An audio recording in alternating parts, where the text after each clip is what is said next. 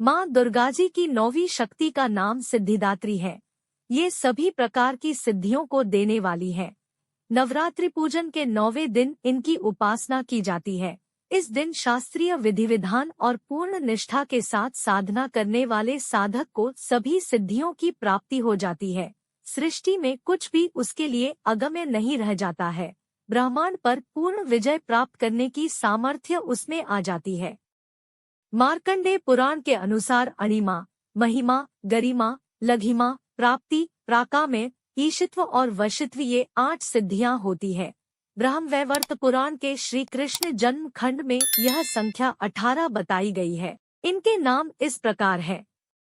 1 अणिमा, 2 लघिमा, 3 प्राप्ति, 4 प्राकाम्य, 5 महिमा, 6 ईशित्व वाशित्व, 7 सर्वकामावसायिता, 8 सर्वज्ञत्व, 9 दूरश्रवण, 10 परकाय प्रवेशन, 11 वाक्सिद्धि, 12 कल्पवृक्षत्व, 13 सृष्टि, 14 संहारकरण सामर्थ्य, 15 अमरत्व, 16 सर्वन्यायकत्व, 17 भावना, 18 सिद्धि। माँ सिद्धिदात्री भक्तों और साधकों को ये सभी सिद्धियां प्रदान करने में समर्थ है। देवी पुराण के अनुसार भगवान शिव ने इनकी कृपा से ही इन सिद्धियों को प्राप्त किया था। इनकी अनुकंपा से ही भगवान शिव का आधा शरीर देवी का हुआ था। इसी कारण वे लोक में अर्धनारीश्वर नाम से प्रसिद्ध हुए। माँ सिद्धिदात्री 4 भुजाओं वाली है। इनका वाहन सिंह है। ये कमल पुष्प पर भी आसीन होती है। इनकी दाहिनी तरफ के नीचे वाले हाथ में कमल पुष्प है। प्रत्येक मनुष्य का यह कर्तव्य है कि वह माँ सिद्धिदात्री की कृपा प्राप्त करने का निरंतर प्रयत्न करे, उनकी आराधना की ओर अग्रसर हो। इनकी कृपा से अनंत दुख रूप संसार से निर्लिप्त रहकर सारे सुखों का भोग करता हुआ वह मोक्ष को प्राप्त कर सकता है। नवदुर्गाओं में माँ सिद्धिदात्री अंतिम है। अन्य 8 दुर्गाओं की पूजा उपासना शास्त्रीय विधि विधान के अनुसार करते हुए भक्त दुर्गा पूजा के 9वें दिन इनकी उपासना में प्रवृत्त होते हैं।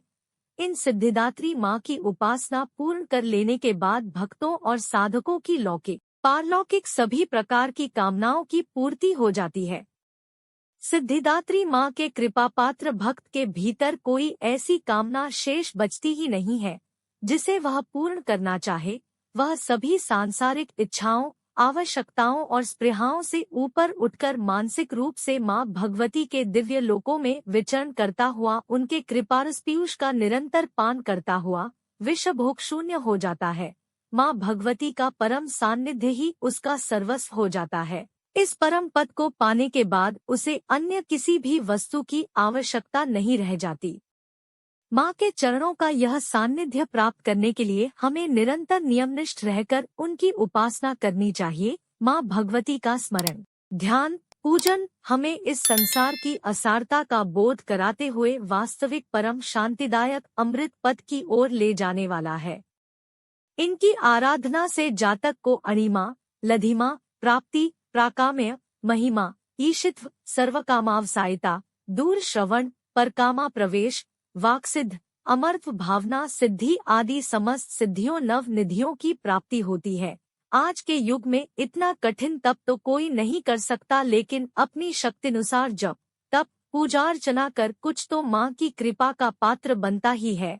प्रत्येक सर्वसाधारण के लिए आराधना योग्य यह श्लोक सरल और स्पष्ट है। माँ जगदम्बे की भक्ति पाने के लिए इसे कंठस्थ कर नवरात्रि में 9वीं के दिन इसका जाप करना चाहिए।